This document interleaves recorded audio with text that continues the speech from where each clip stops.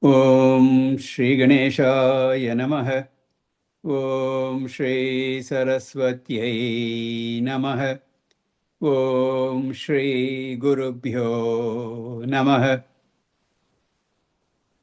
Sadashivasamarambham Shankaracharya Madhyamam Asmadacharya Paryantam Vande Guru Paramparam Shruti Smriti Purananam Alayam Karunalayam Namami Bhagavatpada Shankaram Lokashankaram Shankaram Shankaracharyam Keshavam Badharayanam Sutrabhashya Kritav Vande Bhagavantav Punah Punah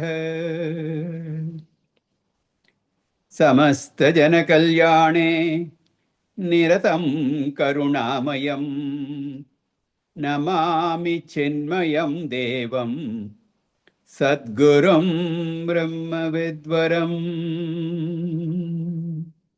Sadgurum Brahma Vidvaram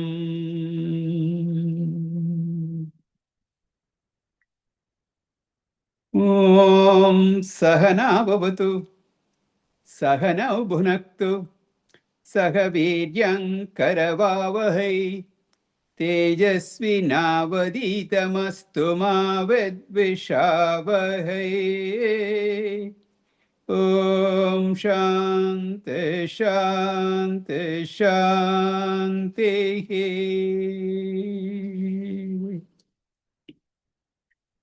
Sarva Vedanta Siddhanta Gocharam Tamagocharam Govindam Paramanandam Sadgurum Pranatosmyaham Sadgurum Pranatosmyaham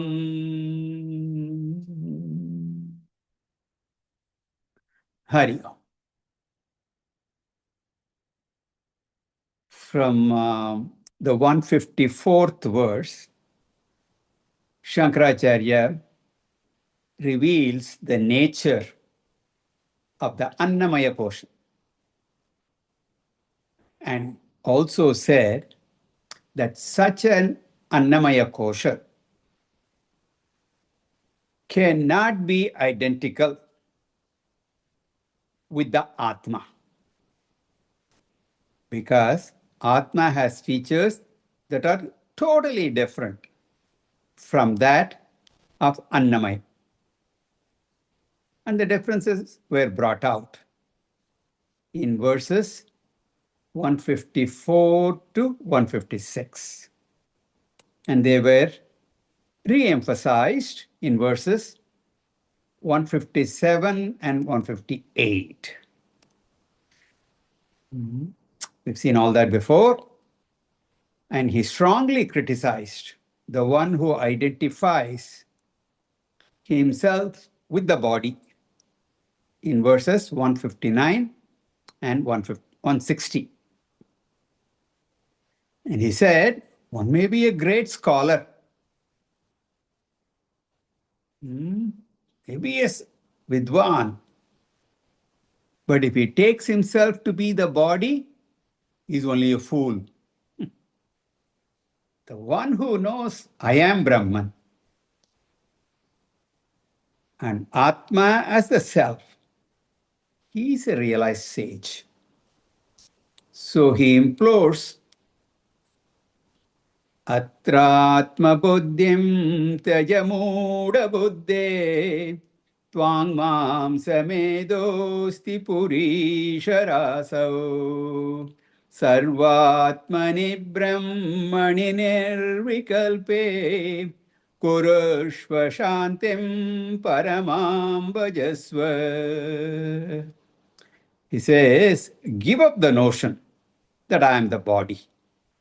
This body is nothing but a bundle of skin, flesh, fat, you know, and bones and waste matter.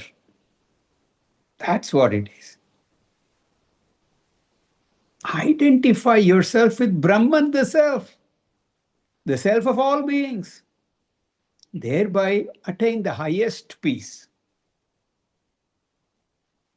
And he repeats again, Dehendriyada vasate brahmoditam vidvanaham tam najahati yavat tavanna tasyasti vimukti vartapi astvesha vedantanayantadarshi. He repeats again, as long as this person does not give up his identification with the body and the senses, there is no liberation for him. Even if he is an academic scholar of Vedanta and knows everything to know therein, then he gave a few examples. He compares the body to various secondary bodies. Chaya sharire pratibhimbagatre yat swapna dehe hridi kalpitange yatatma buddhistavanasti kachit jivas sharire cha tataiva mastu.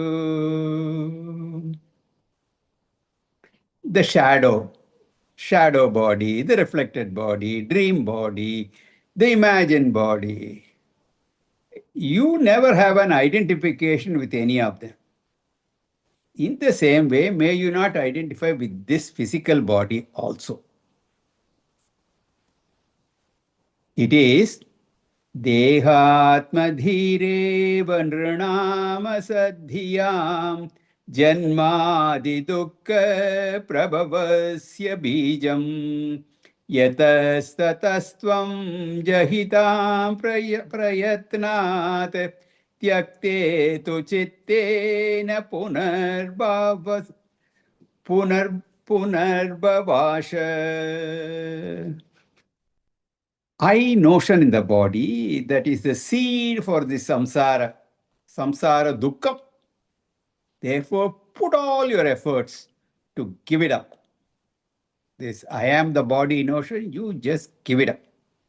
If you do so, there is no chance of rebirth. If you remove the identification with the body and the mind, you will not be reborn. So with this analysis of Annamaya Kosha is over, and now we begin the topic of Pranamaya Kosha. This begins with verse 165. Let us read.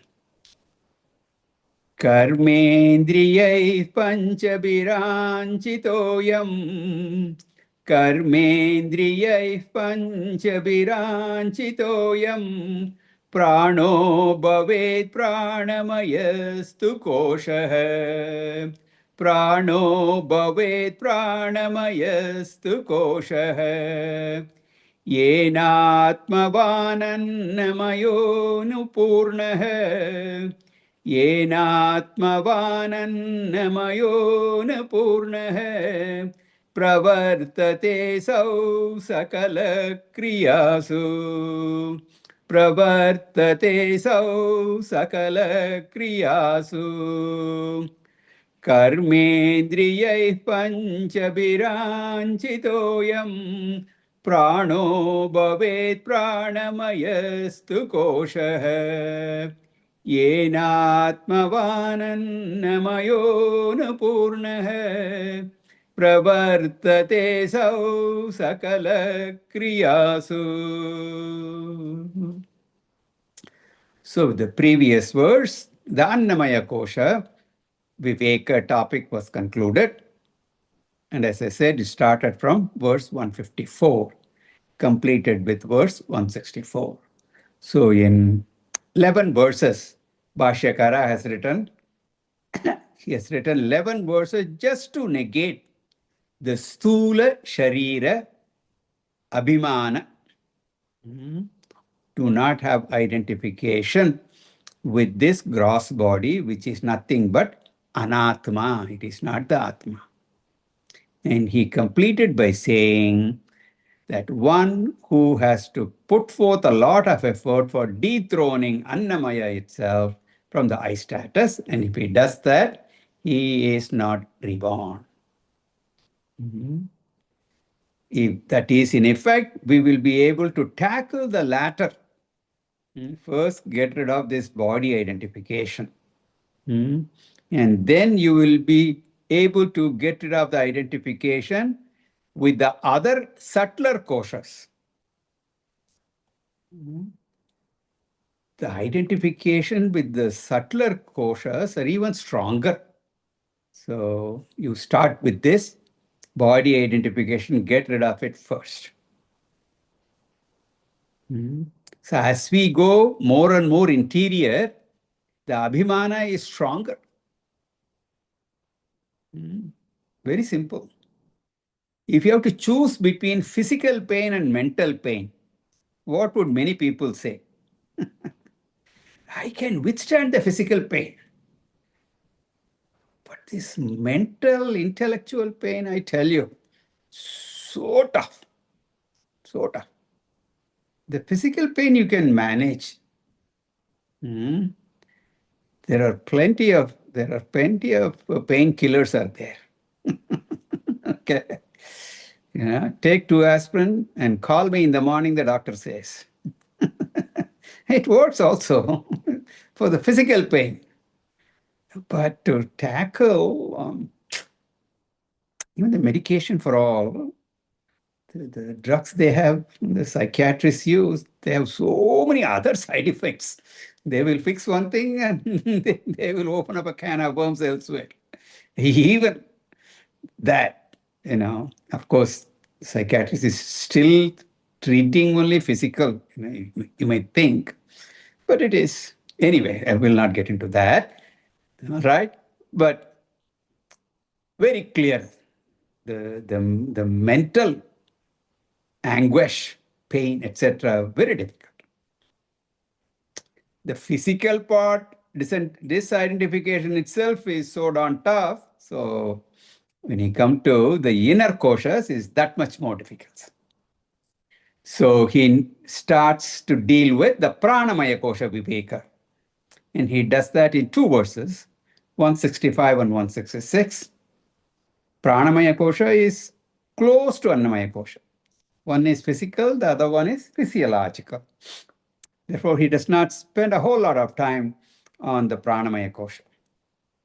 He first defines that pranamaya. And we have seen that in the introduction also. Earlier also we saw pranamaya. It consists of 6 components that belong to sukshma sharira, the subtle body. You may recall this subtle body has 17 components. 5 organs of knowledge, 5 jnanendriyas, 5 organs of action, 5 karmendriyas, 5 pranas. Okay, so that adds up to 15, and then the mind and intellect. All right. This Sukshma Sharira itself is divided into 3 koshas. Pranamaya kosha, Manomaya kosha, and Vijnanamaya kosha. Now, Pranamaya kosha, we say, has 6 components. And you will see different combinations, so you just got to be careful. They all cover the same set, but sometimes we say it has 6 components. The prana, just the prana, not all the individual pranas, but all of them together as one. Prana plus pancha karmendriyas. So 5 organs of action and prana, the collective prana. So together you count it as 6.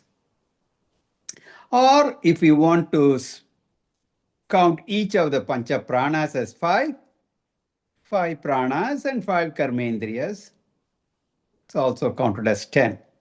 So, but it covers the same set. All right. He uses the first version here, saying it's 6 components. Therefore, I am this karmendriyehi panchabihi anchitah, endowed with 5 organs of action, along with pranah, the 5-fold pranas. Pranamaya tu kosha bhavet, becomes the pranamaya kosha. All right. Here, prana is put in singular number. So you have to, it is the collective pancha pranas all together. It's called prana here. So these organs of actions, and why do they put them together? It is the Kriya Shakti. Kriya Shakti that is emphasized in this. Kriya Shakti of the Sukshma Sharira, the energy part. And that comprises of these pranas and the 5 organs of action. Kriya, action. So it has to do with that Kriya Shakti. The Icha Shakti part is Manomaya. Icha, desire. Icha, that is Manomaya. And then Jnana Shakti. So most of you would be familiar with these. Icha Shakti, Kriya Shakti, Jnana Shakti. Shakti. So in this type of classification. So then he says, Yena Atmavan Annamaya Anupurnah. Yena, by that, meaning Pranamayena, by the Pranamaya, Annamaya Anupurnah, means the Annamaya is filled with Pranamaya. The Annamaya is like a container and Pranamaya is the content. All right. Later it will be said Pranamaya is the container and Manomaya is the content. Manomaya is the container and the Vijnanamaya is the content. The ultimate content will be the Atma. All right. This should come very familiar to most of you who have studied Taittiriya Upanishad. This kind of description is there in Taittiriya Upanishad also. You may recall the mantras Anyontaratma Pranamaya Tenaisha Purnah Savayesha Purusha Vidayeva Tasya Purusha Vidadam Anvayam Purusha Vidah Tasya Pranayeva Shirah. All that you will remember. Those of you, how each interior kosha was described. It's the interior one filling up the outer one, like that. So Anupurnaha indicates that not only it fills the Annamaya, it also takes the shape of Annamaya. So Annamaya Atmavan, Annamaya enjoys the very existence because of the blessing of Pranamaya. When you fill a balloon with air, it gets a shape. So you're all familiar with different animal shapes. As children, we played with. The balloon is filled and configured with different animal shapes. You can do all that. It's because it shapes. It takes the shape. So the air is the one that is giving the shape to that balloon in that way. And of course, when we play with the balloon, it gets burst also. So all that it takes is one pin prick and psst, the air goes out. Our case is the same. When that prana goes out, we are gone. Once the prana is gone from this annamaya, the body does not survive for long. So annamaya is no more alive. When that prana leaves, it's dead without the pranamaya. Therefore, annamaya is the atmavan, endowed with existence because of pranamaya. Annamaya is it exists because of pranamaya. Once pranamaya is gone, annamaya does not exist. You may argue a dead body exists. Again, for how long? Soon it will decay and perish. The whole foul smell is an indication of disintegration of the body.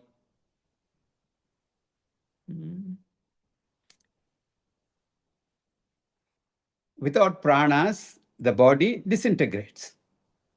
Therefore, the body exists because of pranamaya alone. Not only that, asau sakala kriyasu pravartate. This pranamaya alone engages itself in all activities. It looks as if the annamaya is acting, the physical body is acting.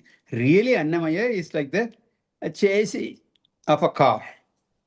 The body of the car is there, seems to be moving. When you see a car moving, all the outer body is only moving.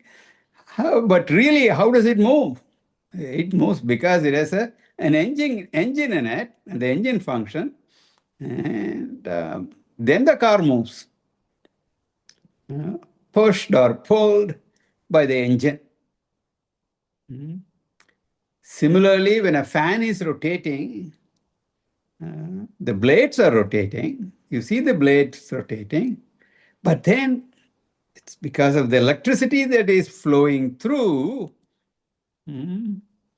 that little motor. That is the one that is making the blades rotate. So, in the same way, the pranamaya is the energy giver. Energy giver. Pancha karmendriyas correspond to the actual performer. So, prana is the energy. And these days, this word pranic energy, very popular term that you hear tossed around. Prana. Then the physical part function. Okay.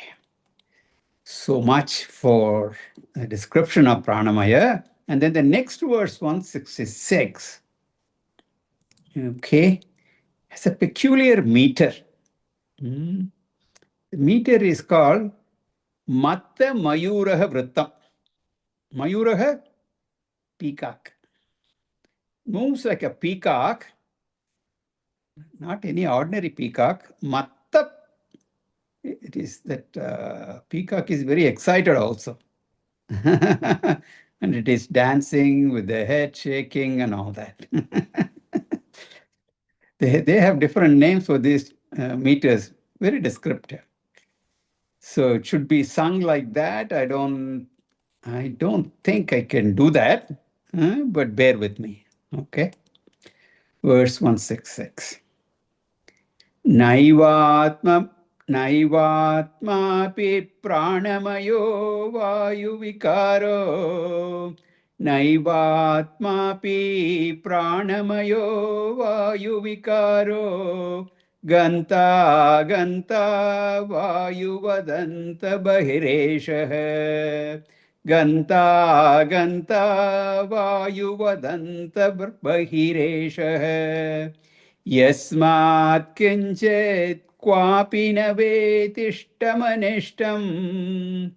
यस्मात् किञ्चित् क्वापि न वेतिष्ठमनिष्टम् Swam vanyam va kinchana nityam paratantraha. Swam vanyam va kinchana nityam paratantraha. Naivatmapi pranamayo vayuvikarah. Ganta ganta vayuvadantarbahireshah. Yasmat kinchet kwapi na vetishtamanishtam. Swam vanyam va kinchana nitya paratantraha. Now, Pranamaya and Atma, they both have opposite features, just like we went through the opposite features of Annamaya and Atma. Pranamaya, Vayu Vikara. Vikara, modification or a product. Pranamaya is a product of Vayu, product of Akasha. Really speaking, it is Panchabhuta Vikara, product of the 5 elements, born out of the total Rajoguna of all 5 elements. We've seen this earlier. The Rajoguna collectively together of the 5 elements make up the prana. Even though prana is born out of all 5 elements, it is Vayu Pradhana. So here Shankaracharya says prana is Akasha Vikaraha. Because Vayu is a product of Akasha. The 5 elements, Akasha is the first. From that comes Vayu. So since it is Vayu Pradhana, he calls it Akasha Tattvam, product of Akasha Tattvam. See, even in breathing, until it enters, the air enters my body, it is Akasha Tattvam. That is there in space, and then we breathe in, and then it becomes our prana. So outside it is called Adhibhutam, and once it enters, it becomes Adhyatma, subjective. Outside it is objective, inside it is subjective. So then it becomes Prana Shakti because of some change. Therefore, Pranamaya is called Vayu Vikaraha. Vikaraha means modification or product, effect. The word Vikara has 2 meanings. One is modification, the other meaning is product. When we talk about Shad Vikaras, etc., there Vikara means modification, change. Here, it should be taken as product, effect. As even we hear this feature, we have to contrast that with that of Atma, which is Nirvikaraha. It is not subject to any modification. It is not a product of anything. So this is the first difference. One is Savikara, Prana is Savikara with Vikara, and Atma is Nirvikara. The next feature of Pranamaya is Yeshaha Antaha Aganta Bahihi Ganta. So Antaha Agantaha means it comes inside when you are inhaling, and Bahihi Ganta, it goes out when you are exhaling. Comes in, goes out, Vayuvat, like air. As even Akasha is coming inside and going outside, the Prana Tattvam also energizes. The Vayu is the gross part, the pranic energy is the subtle part. Therefore, Shankaracharya says, as Vayu, it goes inside and outside. Pranamaya also, along with Vayu, comes and goes. So the second feature of Pranamaya is Chalana Swabhavaha, movement. Atma is Achalam. Atma is Achalam. Atma doesn't move, it doesn't go anywhere. When it is everywhere, where can it move? So the first contrast was Savikara, Nirvikara, the And then the second one was chalam, achalam. And then the third feature, yasmat kinchit kwapi na veti. This pranamaya is so inert that it cannot know anything at any time. Any time means in any avastha, jagrat, waking state, swapna, dream state, or in sushupti, deep sleep. Prana is functioning in all that, but it doesn't know anything. It cannot know. Prana exists all right, but does not know anything. It has Kriya Shakti, but no Jnana Shakti. That anything Shankaracharya himself explains, Ishtamba, Anishtamba. I like it, I don't like it. The prana doesn't have all that. Swamba, Anyamba. It doesn't know itself, it doesn't know anything else also, others also. Pranamaya does not come out and say, I am Pranamaya. It doesn't say that. So who says I am Pranamaya? The idiotic person identifying with the Anatma Pranamaya, he says that. To use Shankaracharya's favorite word, mood. He is the one who says, I am Pranamaya. So, the third feature is Jadatva, the inert nature of Pranamaya, whereas we know Atma is Chetana, sentient. It's not said here, but we will add.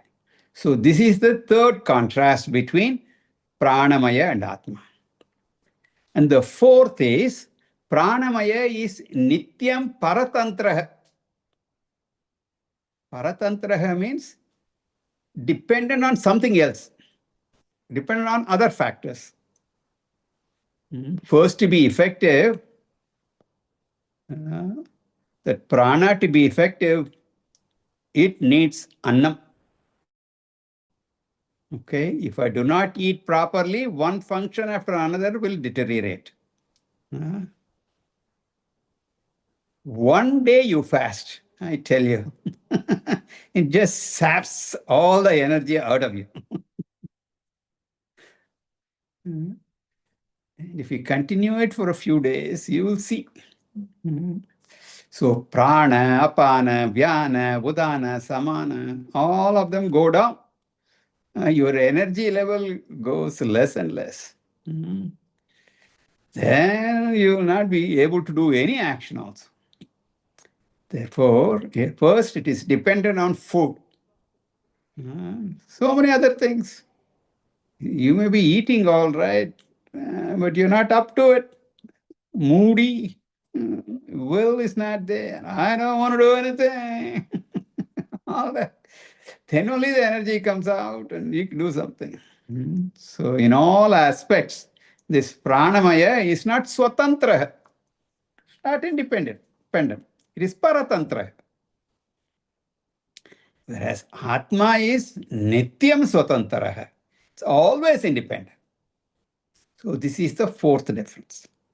So the four differences are savikaraha, nirvikaraha, sachalaha, achalaha, achetanaha, chetanaha, paratantraha, and swatantraha. With such differences, so many differences, pranamayaha api naiva atma. Pranamaya also is not atma because of all these diametrically opposite features. Why the word also? Because the reason is previously we have seen Annamaya is not Atma. So here it is said Pranamaya also is not Atma. Continuing verse 167. Jnanendriyani cha manascha manomaya syat. Jnanendriyani cha manascha manomaya syat. Kosho mamaham iti vastu vikalpa hetuhu.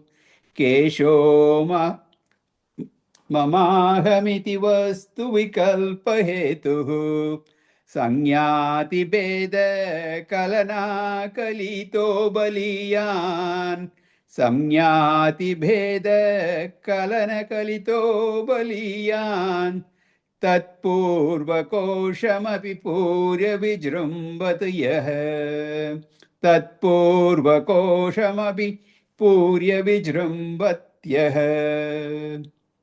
ज्ञानेन्द्रियाणि च मनश्च मनोमय स्यात् कोशो ममाहमिति वस्तु विकल्पहेतुः संज्ञाति भेद कलना कलितो बलीयान् तत्पूर्वकोशमभिपूर्य विजृम्भयत्यः. So, with the previous Shloka 166, the Pranamaya Kosha Viveka, separating Pranamaya from Atma, that was concluded. Now we enter the Manomaya Kosha Viveka. And this goes up to verse 183, 167 to 183. Fairly long discussion. Manomaya is so powerful. All problems that exist are in the mind. And Manomaya being the most important kosha, Shankaracharya spends 17 verses on this topic.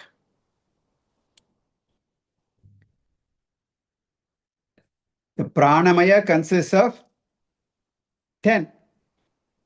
We did that math. If you take five pranas, and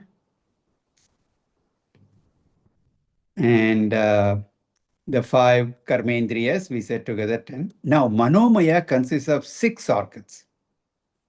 First, the Manomaya is defined. Jnanendriyani cha manascha Manomaya.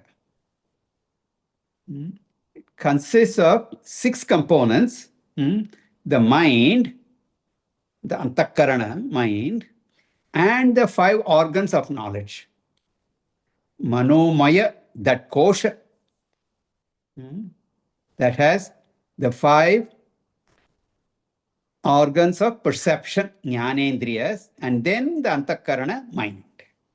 So, pancha jnanendriyani, 5 organs of knowledge, plus antakarana, manaha, all those 6 together constitute the Manomaya kosha. This kosha mama aham iti vastu vikalpa hetu is the cause, hetu, cause, for dividing the objects of the world into aham, I, and mama, mine. So this Manomaya kosha is the one that does this mischief. This is responsible for vastu vikalpa. Here vikalpa means vikalpa means division, separating, dividing things into in the form of mama, aham, iti, mine and I. This relationship, the sentimental association that causes mamakara, possessiveness, and ahankara, ego.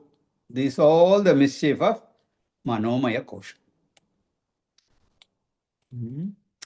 Of course, the first ahankara is in the Panchakosha itself, themselves, even outside the Panchakosha, sometimes because of extreme attachment, person begins to feel total identification with other person. There he doesn't use aham, but it is mental. The involvement is so much, as good as ahankar. When a person says that without this person, husband, wife, son, mother. My life is empty. Once I'm class is going on, so when a person says that without this person, husband, wife, son, mother, my life is empty, it is not mamakara sambandha, it is also ahankara only. Hmm. When that person dies, this person begins to feel my life itself is zero. Hmm. That means the death of that person is equivalent to death of myself. Hmm. Simple personal example comes to my mind. It happened long time ago. Hmm.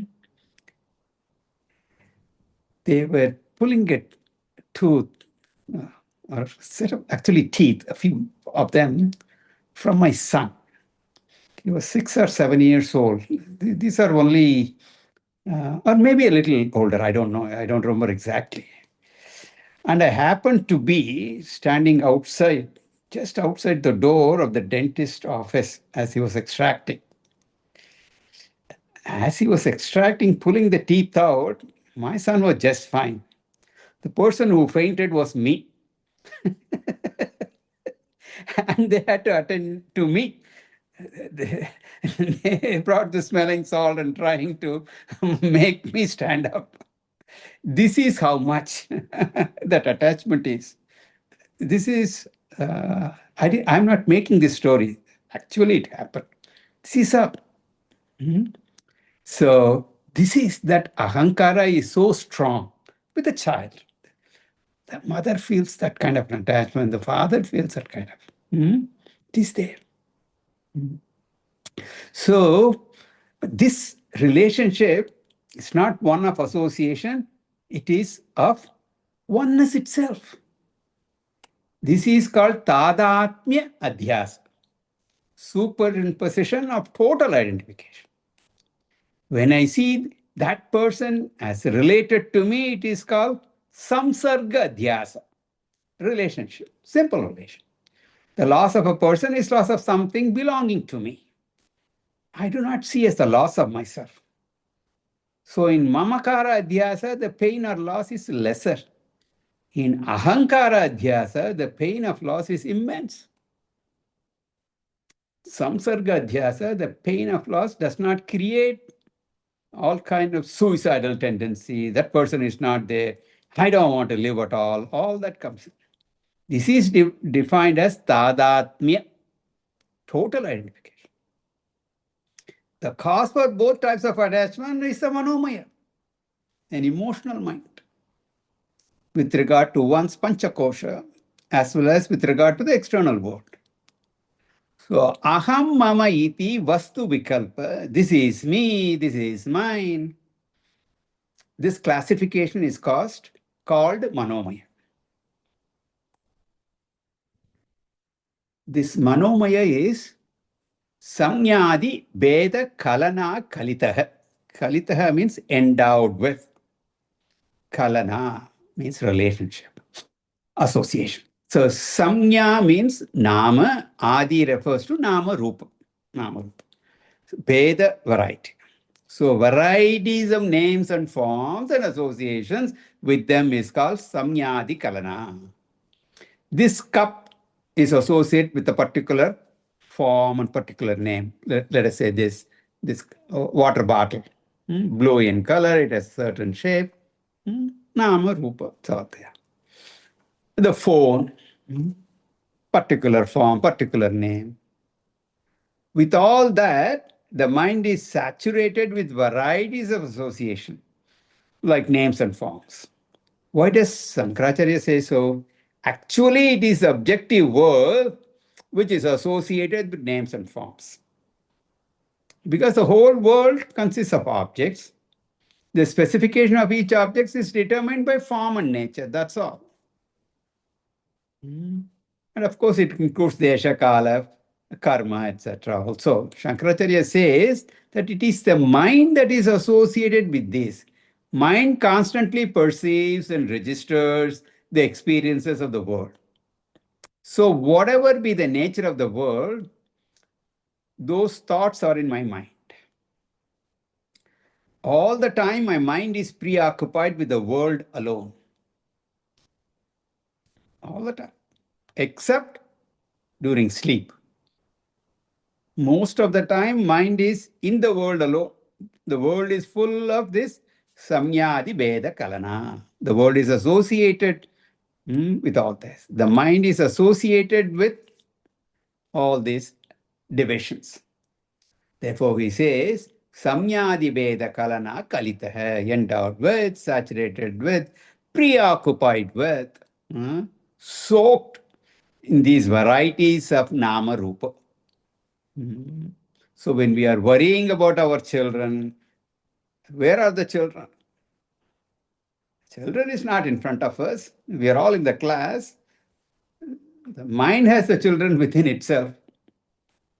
And then the children are trying to do this, that. The mind has the inner world registered from the outer world. I dwell upon that inner world and then react to that.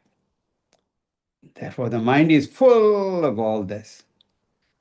So, Baliyan, the mind is extremely powerful. It's supposed to be my instrument. But I'm not very sure whether the mind is my instrument or I am the instrument of the mind.